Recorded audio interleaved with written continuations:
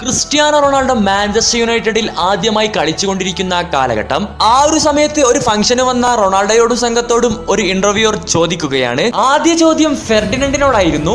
ആരാണ് ലോകത്തിലെ എക്കാലത്തെയും മികച്ച ഫുട്ബോൾ കളിക്കാരൻ എന്നതായിരുന്നു ചോദ്യം. അദ്ദേഹം ഒന്ന് ആലോചിച്ചതിന് ശേഷം മറുപടി പറയുകയാണ്, ഡിയാഗോ മറഡോണ. രണ്ടാമതായി റൊണാൾഡോയുടെ അടുത്തേക്ക് മൈക്ക് നീട്ടിക്കൊണ്ട് ഇന്റർവ്യൂവർ ഇതേ ചോദ്യം ആവർത്തിക്കുകയാണ്. പതറാതെ ഒരൊറ്റ സ്വരത്തിൽ CR7 ഇന്റർവ്യൂവർക്ക് മറുപടി കൊടുക്കുകയാണ്, ഞാൻ തന്നെയാണ് ലോകത്തിലെ എക്കാലത്തെയും മികച്ച ഫുട്ബോളർ. ഇത് കേട്ട് സഹതാരങ്ങളും ചുറ്റുമുണ്ടായിരുന്ന എല്ലാ ആളുകളും പൊട്ടിച്ചിരിച്ചു. റിവെഞ്ചുകൾ കൊണ്ട് മാത്രം മറുപടി കൊടുക്കുന്ന റൊണാൾഡോ അന്ന് അവിടെ നിന്നും ഒന്നും പ്രതികരിച്ചില്ല. വർഷങ്ങൾ പലതും കടന്നുപോയിക്കൊണ്ടേയിരുന്നു.